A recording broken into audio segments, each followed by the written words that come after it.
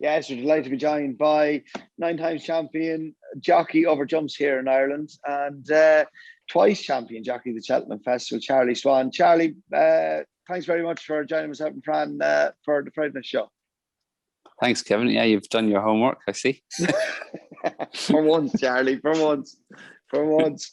Hey, Charlie, when you rode your first winner at Naas for your dad all those years ago in 1983, final assault, wasn't it, a 2-year-old maiden? Did you ever envisage what your career would turn out to be? No, definitely not. The first, when I started riding first, it was sort of, to be fair, I thought it was for a bit of fun and, see what happens. But I didn't really, I never planned on being a jockey when I was even 13, 14. I did a lot of pony racing and stuff, but I never really planned on being a jockey for my career or whatever. But it just suddenly clicked everything. I suppose winning your first race sort of gives you a bit of a buzz. And then I won my first ride over hurdles. I rode a winner as well. So it does give you a bit of the bug. And, that's what happened really. And what did you want to do when actually you were 14, 15 years of age? What was your career of choice? No, I don't know. I was doing a bit of show jumping and stuff like that. I didn't really have a clue what I wanted to do, actually. I think when you're that age, you don't really know what you want to do. But, my dad says, would you like to ride that 2-year-old? I was after breaking him and riding him the whole time. He said, we'd like to ride him in a race. And I said, yeah, geez, I'd love to. So I got my license, whatever. And, I was doing all the work on him at home. And so I started from there. It was a strange one. And was that your first ever ride result? Was a winner? Yeah. And I remember we were drawn on the wide outside in Naas. And we were after working this horse on his own the whole time. He was going on his own, so he was like a handicapper really, because we didn't have any horses that could stay with him, because he was fairly quick. So he was drawn really wide, and my dad said, "Look, just go up on the edge of the fences there. There's a nice bit of ground there, instead of going all the way across the rail." So I just jumped out and I went straight. And I was miles away from the others. Like the others were right over on the rail. And he said, when you get to 2 furlong pole, kick. So I kicked on. I didn't look very stylish now. I was pretty moderate to look at now. But no, he bolted and he won 6 lengths or something. Yeah. You headed off to Kevin Prendergast then. And how long were you with Kevin Prendergast, an apprentice? Yeah, that's right. I rode 3 winners my first year for my dad. And then I went to Kevin the following year. I was there for about 4 years, I'd say, 4 or 5 years. Gabriel Curran rang my dad. Well, his wife did actually, because she used to work for my dad. And he said, Squibs says, send Charlie up to Kevin. He said, there's only one apprentice there and he's not getting many rides. So my dad thought it might be a good idea. So he asked me would I go up. So I did. And the apprentice was Kieran Fallon. So that's the way it works out. But we always got on well. We always got on well because I was riding a few winners. He was getting some of the rides that I couldn't. In handicaps, I might have 2 or 3 rides in the race, so he might get on one of them, whatever. And it's amazing how things go. And Kevin, obviously, what was he like to work for? There's been so many top class jockeys come through his hands. Obviously, yourself and Kieran Fallon are probably right up there with the best that's gone through. But there's been so many go through Kevin in his long and distinguished career. What was he like as a taskmaster? He was absolutely brilliant. Really, really good. He was tough, but he called a spade, and if anybody he'd hate if you were late in the mornings or anything like that. But I was always good on time and things. But if you worked, you'd get on. But he was very, very fair. And, I used to get on very well with Kevin. I don't think we ever had a bad word, And Charlie, did you, the early part of your career, think, right, I'm going to be, when things got going, I'm going to be a flat jockey, I'm going to start riding classic winners now. You aspire to be champion jockey, but obviously then weight got the better of you and it was just a natural progression into go jumping? Or was the riding on the flat just a stepping stone always in your mind to go jumping?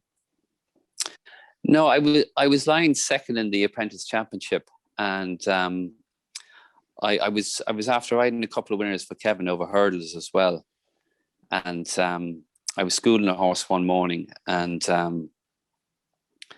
the horse fell, and whatever way I fell. I landed running actually, but I broke my leg, and so that when I was off, my weight really shot up. And when I came back, I went to Kevin and I just said, Mr. Prendergast, my weight is really, I think I'm going to really struggle to get it down for the flat. And he said, would you like to go jumping? I said, I thought it was the only way out really was to go jumping, So he rang Desi Hughes straight away there and then. And Desi said, yeah, I'll, tell him to come up tomorrow morning. So it started like that. And then I was so lucky because I was only there probably 3 weeks, and Tom Morgan left Desi to go to John Edwards. So I sort of got first jockey there. So I just shows you how lucky you can be sometimes. I just happen to be at the right place at the right time. And two brilliant old school trainers who took a lot of pride in teaching young jockeys the right way, wasn't it? You know what I mean? You've gone from Kevin Prendergast right. in the flat to Desi Hughes. You couldn't have started your career with two better individuals. That's right. I mean, Kevin was brilliant at, tactically, he'd tell you exactly, what to do and where to be. And he was just good at explaining it. And Desi was the very, very same. Like Desi, I remember every race he said, jump off upsides over the first, then you can slot in wherever you want. But the start is the most important part of the race, he'd say. And, it makes a lot of sense, no point giving away things at the start.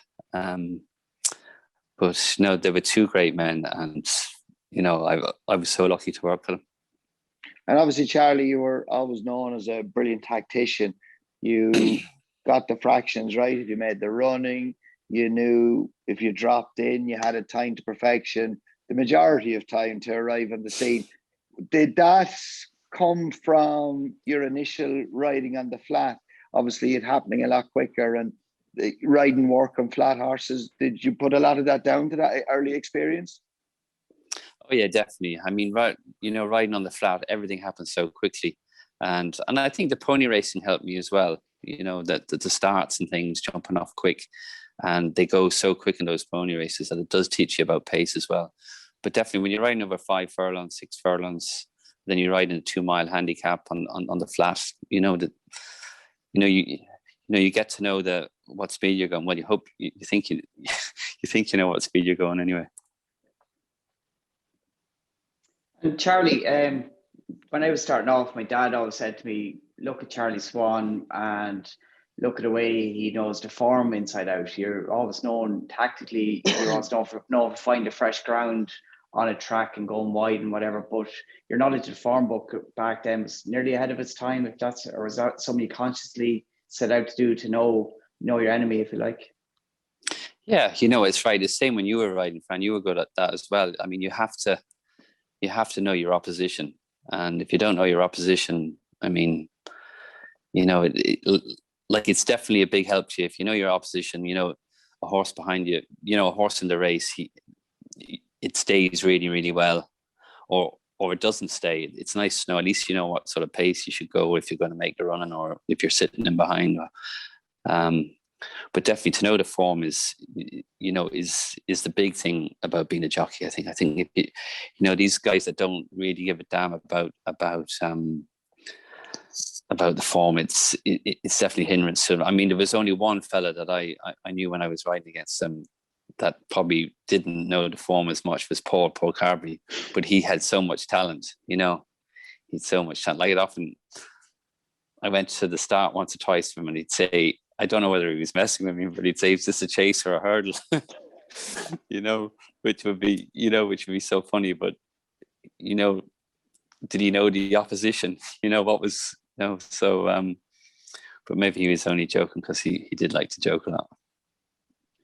He did. And Charlie, obviously with Desi Hughes and your things going very, very well and your career's building up, championships, along comes Aidan O'Brien and seems to have brought your career tally to another level as he progressed into his top, hundreds of winners.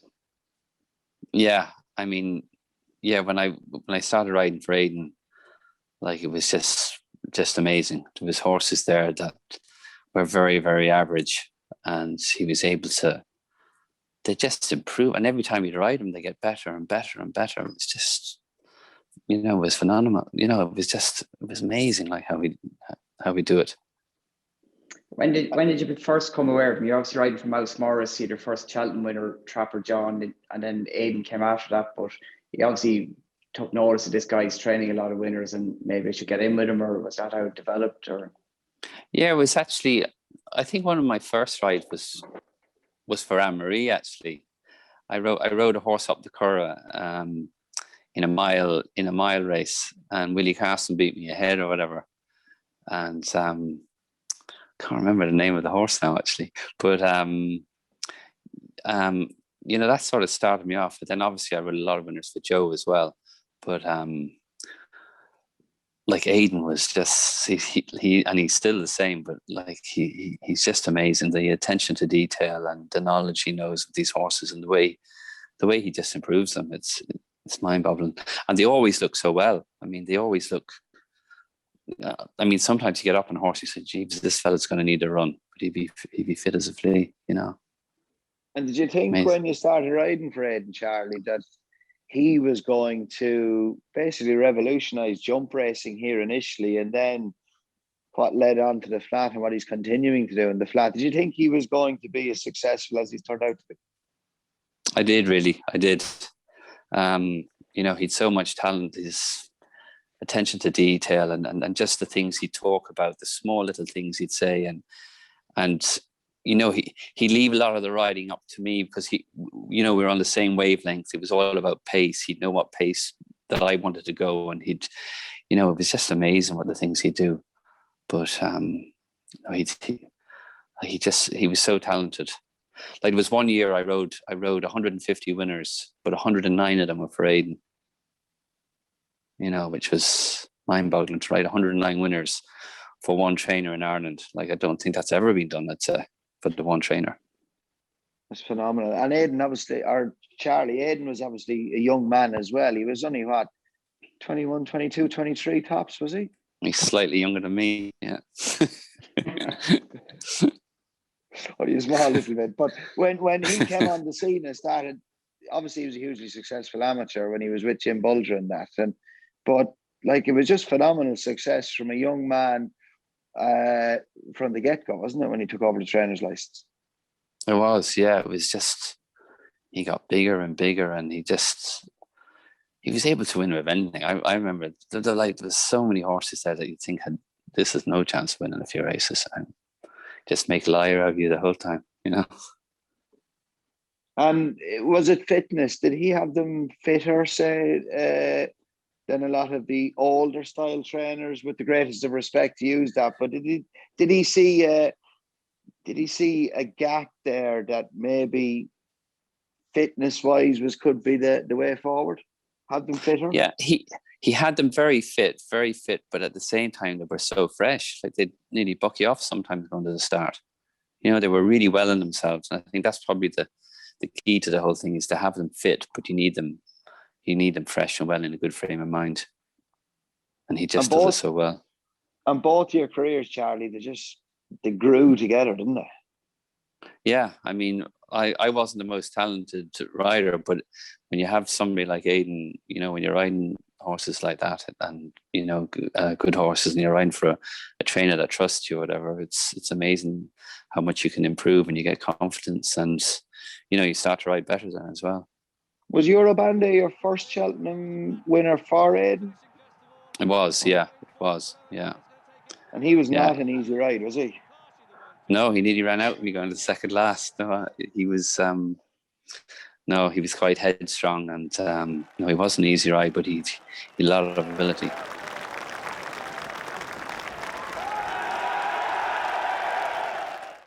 Going back briefly, Charlie, to your first Cheltenham winner, as Fran just touched on, Trapper John. Fran and myself were just saying before we actually done this interview, was he the only the Irish Cheltenham winner that year when he won the Stairs Hurdle? It was great going back on the plane. I felt a real hero that time. The only Cheltenham winner. But yeah, and actually the year before there was no Irish winner, so we had a year with no Irish winner. Then to be the only winner, like, it was fantastic, because you got a real buzz out, about being the only Irish winner. But it's amazing the way it's turned. Like the English owners were coming over and buying all the horses, and now it's gone the other way. So they need to do something. They need to stop coming back and buying our horses. Something, otherwise they're not going to compete with us, I'd say. And hey, Charlie, were you ever offered a job in England? Would they obviously before Aidan came on the scene? Was there some of the big English trainers trying to get you to go over to them full time, or is it something that you ever thought about, that you were going to base yourself in England? Yeah, I could have gone to Nicky Henderson at one time. I can't actually. That's long ago. I can't remember what the reason why I didn't go. But then I was asked to go to Martin Pipe. The time David Bridgewater went. So it's not that easy to turn down a job like that. But I was riding. I think I just started riding for Aidan at the time, and it would have been hard to turn down. Well, it was hard to turn down Martin Pipe, but it would have been even harder to turn down Aidan O'Brien. And obviously it's something you have to think long and hard about, wasn't it? You've Martin Pipe breaking records left, right and centre. That's right. And you've Aidan O'Brien in his, is it fair to say, in his infancy? But you obviously saw there was going to be serious potential there. But it must be a very hard decision for you. It was a very hard decision to make. I mean, like, you're thinking, I'm going to be champion jockey for the next 5 or 6 years in England if I go, or do you stay here and hope that Aidan is going to just keep going forward, And luckily, I think I made the right decision by staying anyway. And what's waited for you? I suppose it's an easier life here, Kevin, isn't it?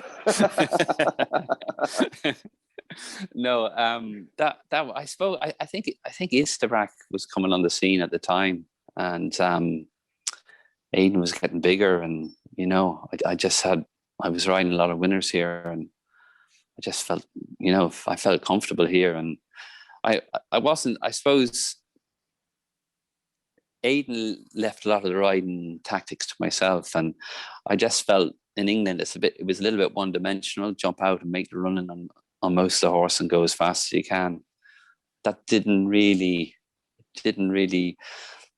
I'm not sure if I'd be able to ride like that the whole time. Jump off, and it's sort of a different way of riding over there sometimes. And because the ground is much better, during the winter the ground wouldn't be quite as heavy as here. They seem to go forward a lot in England, and that didn't really appeal to me either. Maybe they were going too fast. And Charlie, we'll talk about Istavac in a minute, but given what's happened in the last couple of weeks, Danoli, Tom Foley, of course, just passed away recently. That when you look back on it over the course of the last week, and that what happened with him it's fairy tale stuff. Oh, it's fairy tale stuff, like and obviously if because Tom trained him then too, was a real fairy tale. But no, he was a great horse, tough as nails. But Tom trained him brilliantly. Like he was always in good order. When I rode him, he was always in great order. And as Tommy Tracy would say to you as well, like he was great to ride for. Tom, he'd leave it up to yourself. Sure, yourself, he'd say, and he was just a great man to ride for. And of course, that Sunline's hurl win at Cheltenham, he's the Irish banker. I know he won a Lisbrack 3 champion hurls and the Sunlights, but where was the most pressure on any day? I know every day is different, but was that a real pressure cooker day? Danoli going out to ride him, he's the Irish banker when Cheltenham winners for Irish people are not all that plentiful.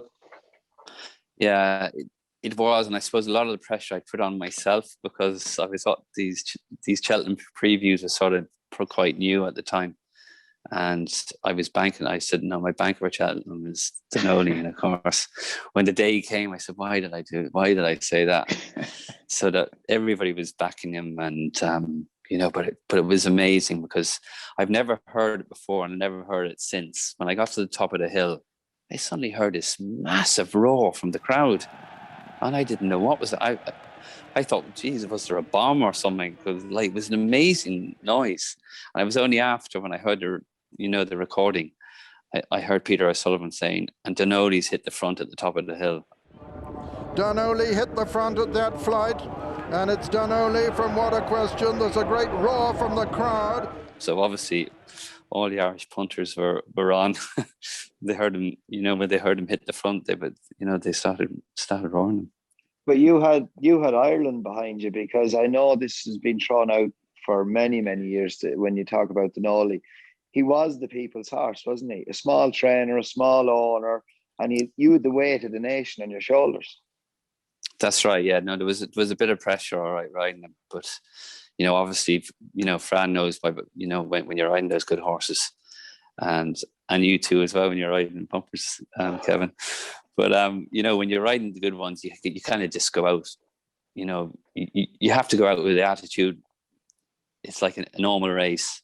Just ride a normal.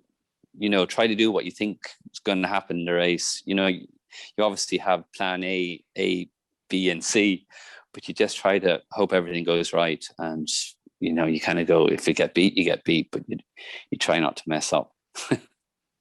But you relished those horses, didn't you? The better they were, the more you excelled.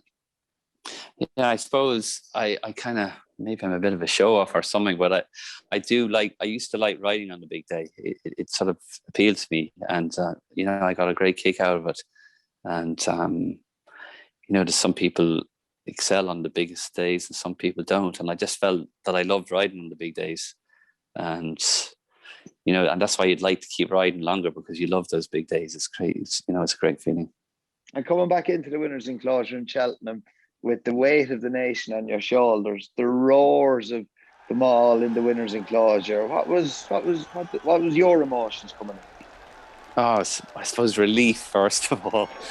The relief is it was like, riding those champion hurdle winners on this track, the relief when you go by that line, you've done it, because you're dreaming every day coming up to Cheltenham, you're dreaming of winning on them, and you're just hoping everything goes right. When everything goes right, it's just such a relief, and then you can really give it socks then, because you're after, you can relax, and you've won, and you can just really enjoy it. It's a fantastic feeling. And how would you compare? Like, we're going to come to Lisbrack, as Fran said, in a few moments, but you rode so many top class horses in your career. How good was Danoli, and how high did you rate him? He was one of the best I ever rode. Obviously, Lisbrack would have been the best, but he was definitely one of the best. He'd pace, he stayed, but he was a real tough horse. Like, he'd never win that far, but he'd always have loads left in the tank. Like, he'd be just doing enough. But and he was a strong horse. He'd big shoulders on him, but he was just so tough. He'd feel the horses coming, and he'd pick up. Like, he was third in the champion hurdle, but behind Olderbrick. Yeah. Like, he just paced enough to be placed in the champion hurdle, and probably would have won the champion hurdle, with a bit of luck.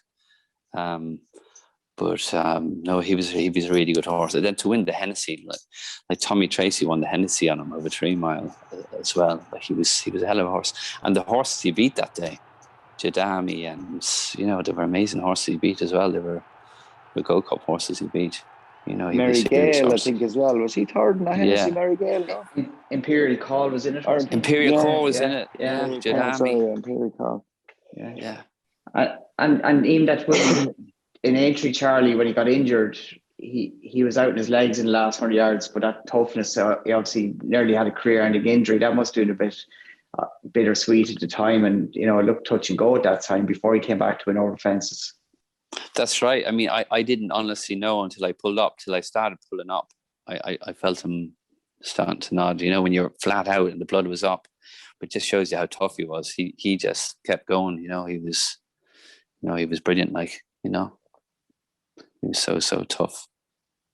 And Tom Foley, the man, Charlie, obviously, sadly, Tom passed away very recently. But tell us, for people who don't know, who are watching this tonight, what Tom Foley, the man, was like. Yeah, Tom was real gentle, humble man. Lovely family, Greta and all the kids, all the guys. They're really nice family. But Tom was very he was very easy, very easy to ride for. But he just loved he loved racing, and he loved the horse, and he was a warm guy. He was a nice, really, really nice guy. And how did you get on, Danoli? How did the association evolve? Tom rang me to ride him for the season. He asked me would I ride. I just got a phone call from would I like to ride him for the season, and he was the best bumper horse around at the time, and I said I'd love to, and he said would you school him in the Curragh there on Tuesday morning, and I did, and it started from there. He won a maiden hurdle, and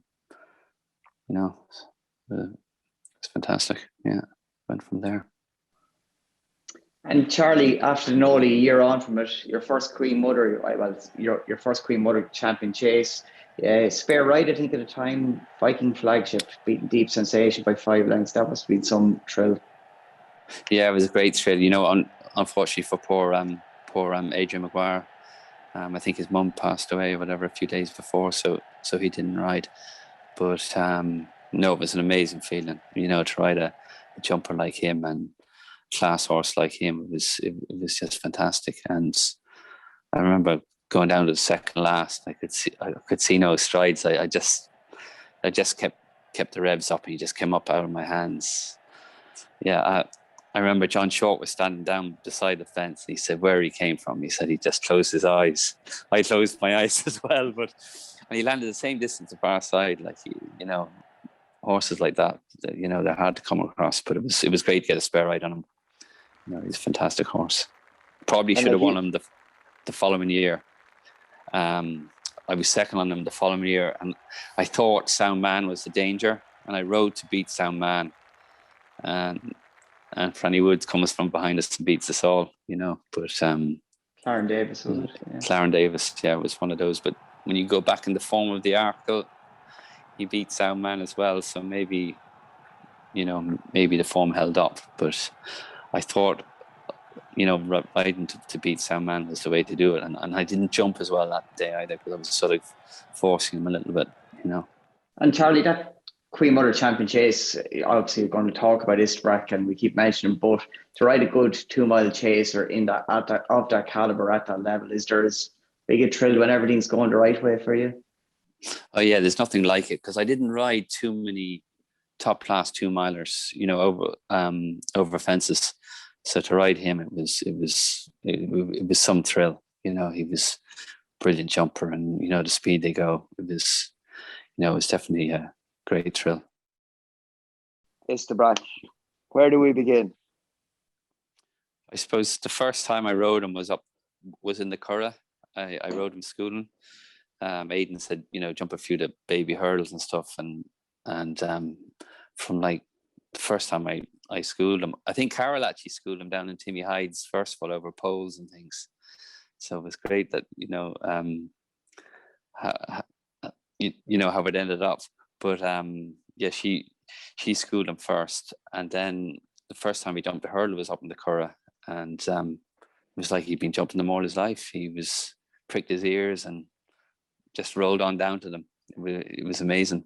And I was quite close to the wing at one time because there was 2 or 3 of us upsides. Never batted an eyelid, straight down. Love jumping. I mean, that's the difference. I mean, you can have a horse rated 100 and a horse rated 60. And if the horse rated 60 can jump, 9 out of 10 times he could beat the horse that's not a great jumper that's rated 100. It's amazing. That's why the jumping game, you know, if they don't jump, they're not going to be half as good. It's amazing. But Isterbrach he just loved jumping, and his technique was just unbelievable. He was brilliant to get in close to one. He'd get in close and land the far side, but he'd never peck. He'd always land running. He'd nearly land with the hind ones out first. He was just special to ride that way. He was an absolutely brilliant jumper. And I think that's why he was so good, because to ride him, you wouldn't think he was that quick. He actually rode a slowish horse, but because he jumped so quick, he was able to, his jumping made up for him being a little bit on the slow side. And he ended up being a quick horse because he jumped so quick. You know, it was amazing. And Aidan he just seemed to get quicker and better. And, you know, it was amazing. I honestly thought he was a stayers hurdle horse when I first started riding him. He was, you know, he wasn't that quick, but his jumping was just so neat and so perfect. And Charlie got beaten first time out over hurdles, and he got beaten ahead by, I think it was Noble Time. But then you pitched him into the Royal Bond, I think it was, a grade 1 on his next start. Obviously, what you seen or felt in Punchestown was enough to go straight into that kind of company. Yeah, I probably should have won on him the first day, but it's like everything. He was having his first run, and you're trying to get him around, and you're trying to teach him a bit. But I think from that first day, we knew we had a serious horse in our hands. And then, you know, he went to the Royal Bond and he won easy, you know. He did. And obviously, Charlie went to Cheltenham, but as you said, he thought he was a stayer. He goes for the Sunline's Hurl. There was a horse called Finnegan's Hollow around it at the time. He went for the Supreme Novices that year. There was talk that maybe Finnegan's Hollow was better than Isterbrach, or was that the vibe at the time, or a sharper horse, or what? He was quicker. He was a quicker horse than Isterbrach, and that's why we split them. We went to the Supreme with Finnegan's and Sunlions with Isterbrach. Unfortunately, Finnegan's fell at the third last, I think, you know, in front, traveling well. And that win, of course, he beat Mighty Moss in the Sunlions. That probably showed his class, but he was running on fumes for the last 100 yards. Would that be fair to say? Hence drop back and trip. Yeah, maybe, but I was after giving him a good enough ride through the race, because he was a bit uptight down at the start, and I said I'd drop him in. There was going to be plenty of pace in the race, and just probably got there. I got involved a bit soon on him because I thought he was a stayer. I got involved early on him because I was after getting into the race so easy. He jumped his way into the race. And like, if I was to ride that race again, there's no way I would have been upsized on the second last. It was crazy, really. And he had probably won on the bridle, I'd say, instead of having it was the only time he ever hit Isterbrach at Cheltenham, was when he won the Sun Alliance. I never hit him in 3 champion hurdles. Charlie, on the back of that, you go into the following season, you train him obviously as a champion hurl horse. He wins in Tipperary, but his first grade 1 was in the Irish champion hurl, obviously over 2 miles. And he beat his song, of course, and Richard Hughes, of course, wrote him his song on that occasion. That's right. Yeah, it was nice to beat Richie, because he actually beat me in the Irish champion hurdle on Cockney Lad. I rode Theatre World, so it was nice to beat him. But it was amazing. Like, he just seemed to get better and better. But Aidan had one day in mind, was the champion hurdle. And I remember I was down there 2 weeks before the champion hurdle, and I said, Aidan, what do you think about the champion hurdle? He said, he won't win, he'll destroy them. I mean, with some statement like it, you know, but I kind of went going, Aidan's confident, but he must be mad. He couldn't destroy them. And he did, you know, it's amazing. Yeah, and how do you attribute that improvement from the Irish champion hurl beating his song by a little over length to going and winning the champion hurl by 12 lengths 2 months later? The improvement was just so phenomenal. that's that's the difference with Aidan. He just knows his horses. He knows how much he can improve them, and how much he has in the locker. He just knew that he was going to improve, and I don't know how he does it, but he's amazing. And Charlie, of course, his second champion hurl, of course, he beat a stable companion, Tate World, again. And you might not remember this, but I do remember it well. Aidan O'Brien and yourself picked me up at the Curra one day to go to Leopardstown for a secret schooling session, I suppose it was at the time, and did a hurl track up, 2 hurl widths, whatever that is, 8 foot wide. I rode Theatre World and you rode Isterbrack, and I don't think I've gone as fast in a non-race in all my life. I remember from the third last he joined me, and Theatre World was a very quick hurler, and it was quite a thrill, but not so much fun the last 2 hurls when you're going better than me, I think. Yeah, no, I remember that. I think we went up by helicopter, didn't we? We stopped and picked you up. But that's right. Yeah. No, they were the good old days. No, I remember that. Yeah, there was, I think, 2 hurdles width the whole way around, and you went a good gallop in it, and I think I joined you in the second last or whatever. And I rode Theatre World a few times too. He was quick and low at his hurdles, but no, you did well. Well, he went on to win the second one anyway, but the third one, Kevin, wasn't without incident from what I remember. Yes, Charlie, there was a massive scare, wasn't there, the night before his third bid for the champion hurdle? That's right. Yeah, there was blood trickling down his nose, so there was a big panic on how did he do it or whatever, and I was kind of suggesting that he must have just banged his head or whatever. Obviously I wanted him to run, but so JP and Aidan had a discussion, and they said, look, if he's fine in the morning, no sign of blood, we'll take our chance. But JP did say to me, I mean, that's why I probably rode him so cool, because JP did say to me, look, if he's not traveling well, he said, pull him up.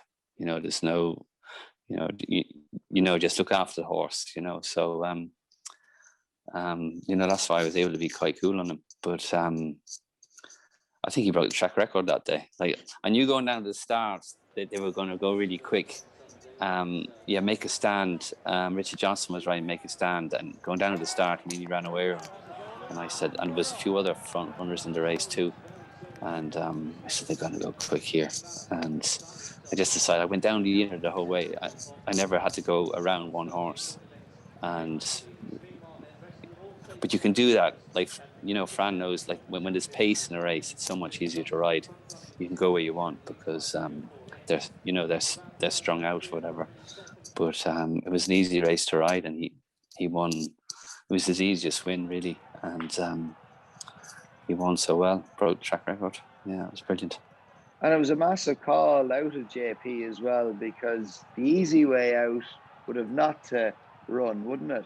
And it was just testament to JP, and then to fill you with confidence and Aidan with confidence. Charlie, basically, if you're not happy, pull him up. That's right. JP was brilliant like that. He was very good to calm everything and whatever. But I remember the first thing when Aidan went to congratulate me, the first thing he said to me before he congratulated me, he said, JP got to you, because I think Aidan told me to ride him handy on the outside. So the first thing he said to me, JP got to you, and we laughed about it, but it was, it was a great thrill. And obviously then the foot and output paid to your fourth bid for a champion hurdle the next year, and then his final run in Cheltenham, he pulled up. Yeah, I mean, it was heartbreaking, the foot and mouth, because he was in great form at the time, and it'll always go down as what could have been. But unfortunately, then the fourth was he pulled up lame. It was I couldn't believe the crowds on the way back in.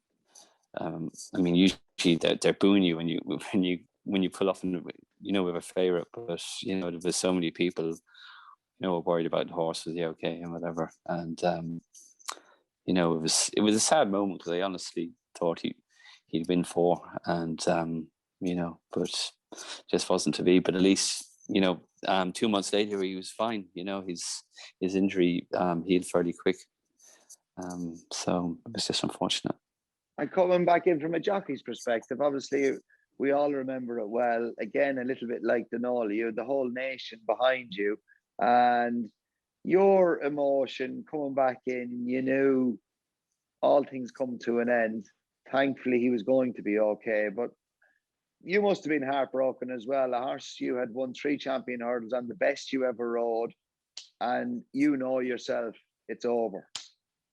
Yeah, it's very sad. You know, I suppose all good things have to come to an end in the end, and it was, you know, I knew when I pulled him up, I knew that was it. I knew JP wouldn't risk him again, you know, and Aidan, I said, you know, I knew, you know, that was it. We'd never see him again on the track, and you know, it was sad because he was obviously great to me, and I had fantastic times on him, but I'll always have those memories.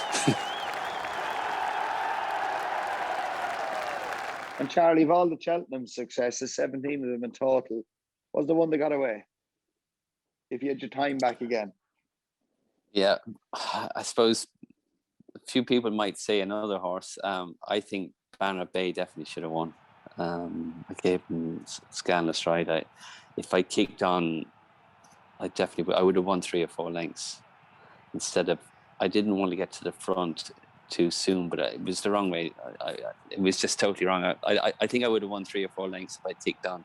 I ended up waiting for Barracuda. I missed the last, and he gets beaten in the neck. And then I got beaten on Heist. A lot of people thought I should have won, but I'm not sure. I'm not sure. But I think Banner Bay was definitely the one that definitely gone away. That can happen. But Banner Bay, though, Charlie, in your head, Barracuda was a horse that likes to stalk and finish well. Were you mindful of that and not giving him something to aim at too soon? Yeah, we talked about it before. Christy said, be coming at Barracuda. Let Barracuda get to the front and you try to do him. But it was the wrong... He was a hell of a horse, Banner Bay. Like, he was a top class. He probably could have won 3 stayers hurdles, no problem. He was a really, really good horse. Unfortunately, he got injured. But like, you know, he was a hell of a horse. He should have won. He should have won 3 or 4 lengths that day. I hold my hands up.